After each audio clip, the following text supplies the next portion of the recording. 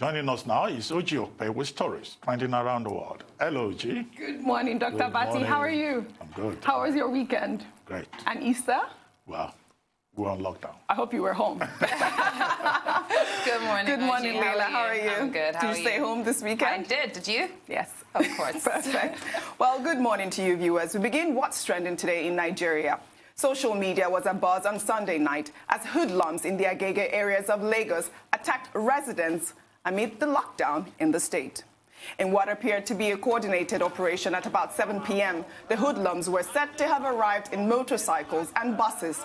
Armed with weapons, they also looted food stores and warehouses in the areas. Amid the crisis, the Lagos State Police announced they had deployed officers to the areas after residents called for help. However, concern grew when help wasn't forthcoming.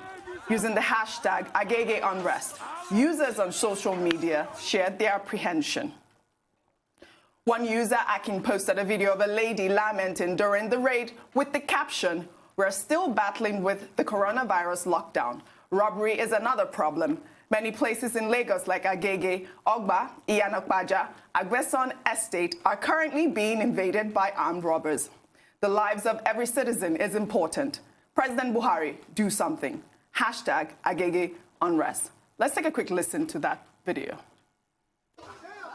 We are no more safe in Agege, please. Agege Okekoto. Agubi Ade from Pen Cinema. We beg you, and your wallet, please come and help us. Or Meji, we've called the police for the past 1 hour. They said they are on their way. We are not hearing any siren. Nobody is showing up. What kind of country is this? You people are isolating us. You are not doing anything. That's why I'm doing these live videos. We are paying our tax, and how much more you are not helping us? Our life is almost secured. People are hungry. These boys, they've entered. They are over 100 of them. Please come and help us. We beg you. They came in mass. We are begging you. They've been attacking for the past 1 hour. Please share. Let it get to the police. I beg you in the name of God. Thank you.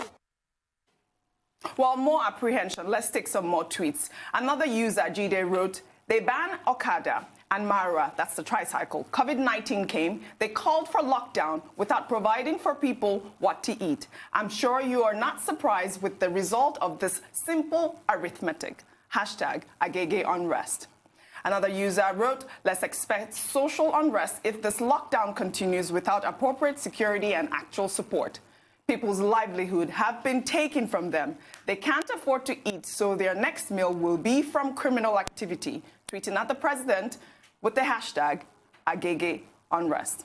For our final tweet, it's from Nations for Atiku. They wrote, "Subtle reminder, if we call off the lockdown, COVID-19 virus will spread. If the lockdown remains, social unrest will escalate further, and many will be hungry. This is a case of choosing the lesser of two evils. Either ways, we are in deep trouble. Hashtag Agege unrest." Well, the lady that was in that video, yes, she made a point about having called on the police, a distress call placed to the police. And for more than 1 hour, the police kept saying they were on their way, they were on their way. We've made a point earlier, before you joined us, with Okpe, saying that, even the security agencies are overwhelmed, and they've not seen anything like this before. But then we cannot say, because they are overwhelmed, then they should not do their job. Because what we then find is a further breakdown of trust and confidence between the people and the police. Yeah.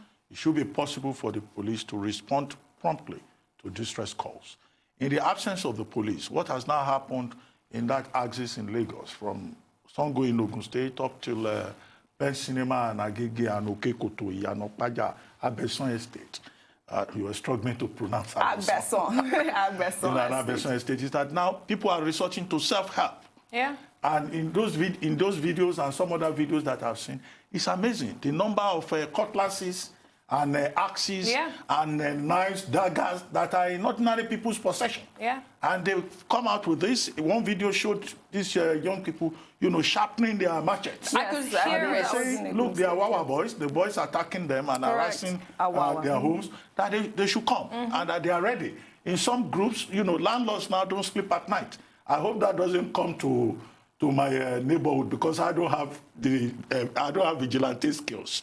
But I know that in some neighborhood, what they've now done is that a group of landlords don't sleep at night.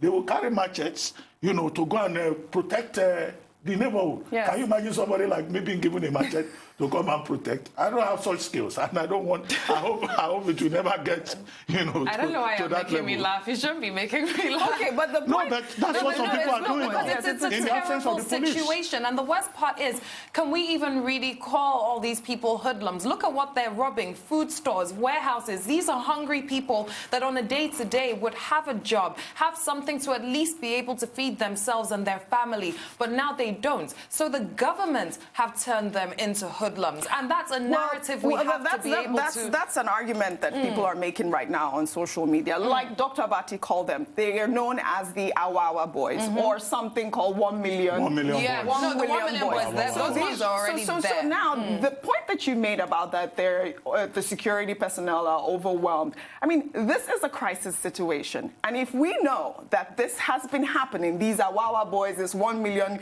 people that have been threatening these neighborhoods, there should be patrol vehicles in those areas constantly. It's been, especially now that we have this crisis. But the riots have been going on for time. The flip side of it is that I read a report also of a policeman being attacked by armed robbers. Yeah. There was one story over the weekend, policemen who were enforcing the lockdown. Yes.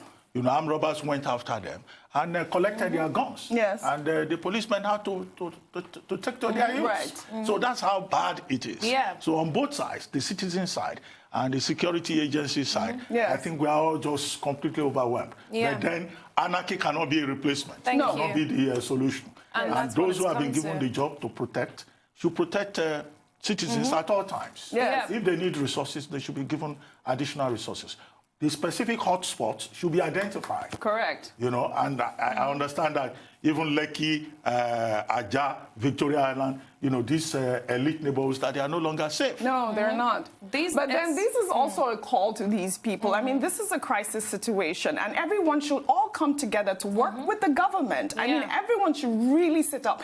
I mean, there's no call for this. The people are saying, well, you know, it's because of the relief funds are not going through with everyone. But what about the people that they're robbing? Yeah, but the thing is, the government, and this is why it's so important for government to take responsibility where due and go about something in the right way to begin with. Yes. We already know the gangs that exist in these areas. It's nothing new. We already know the battlefront that the police have been on with these gangs for time. However, what you've now done is you have sparked a fire. You've fueled a fire that goes beyond these existing gangs and actually into normal people that go and actually normally have jobs in the informal sector that are now going to come and conjoin with these people and create more mass riots and more mass violence. And the police certainly won't be able to handle it. A point our guest made earlier, he said the other issue is the police are also poorly briefed.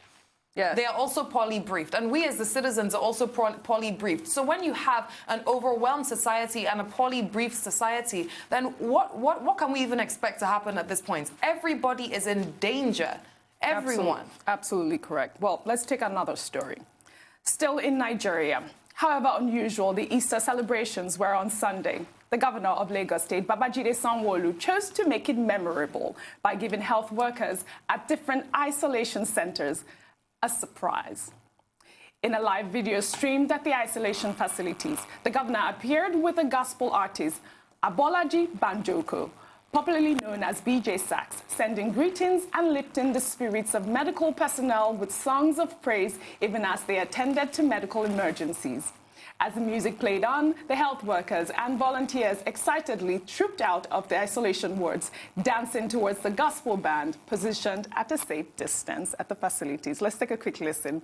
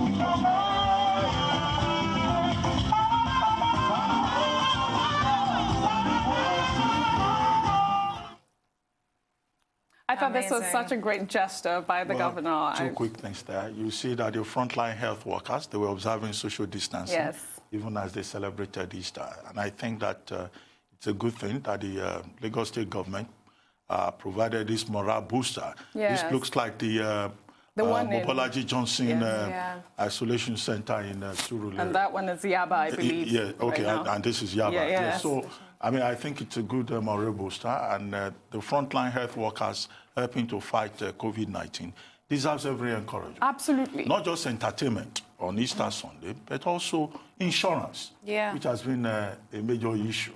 There must be insurance package for them. There must be special, packages for them to encourage them. Because, I mean, it's their profession, yes, but they are at the same time helping to protect society and to make a difference and to save lives. There are heroes. The governor of Lagos State, Babajide Sanwo-Olu, has provided good leadership. He's the commander of the entire COVID-19 process. And when I saw this, it reminded me immediately of Prime Minister Boris Johnson reserving special praise for NHS workers who attended to him, and particularly two of them, a lady called Lucille and a gentleman called Louis Pitama. He said they stayed with him for almost complete 48 hours, and he singled them out for praise. That's the kind of thing I would also like to see here in Nigeria. Our leaders, some of these health workers, they should be given special praise. And we as citizens, where they are identified, we should also applaud them. In the UK, you have the clapping that goes on every Thursday evening to appreciate the contributions of these health workers. I don't see them wearing protective equipment. Maybe perhaps because they were out on the field. Yeah, but they also need their social distance and they're wearing their masks and at all times so that they don't endanger their own lives. Absolutely. Some of them were wearing, I think I saw some videos of others that were wearing protective gears. But this is a very good point that you made, Dr. Abati. Only this morning I saw a video of a nurse in New Jersey, lamenting about what she goes through every single day. She was broken. And these health workers, this is the little thing that they need. I mean, just something like this would just uplift. I mean, people were saying in the war that, I mean, this is something that they never expected to happen. So it was a nice surprise. However, people were complaining that this is uncalled for, because, I mean, how do you play such loud music in an isolation center where there are sick people? Did it disturb the sick people? But then again... When we had Ayode Joshua she was asking for entertainment. She was asking for entertainment. Exactly. She was saying, look, the first few days she spent at the isolation center was very boring. And she needed and she was wondering whether, they should have provided TV sets, and some music. And she said, in any case, the situation improved as the days went by. It's amazing that they were able to do that for them at this point, because, I mean, this is really what they need. And besides, they said that the cases in Lagos State are mild, so I really don't see how it will disturb anybody. Anyway, thank you very much. Thank you, OG. Thank you. And we'll see you guys tomorrow. Sure. Thank you.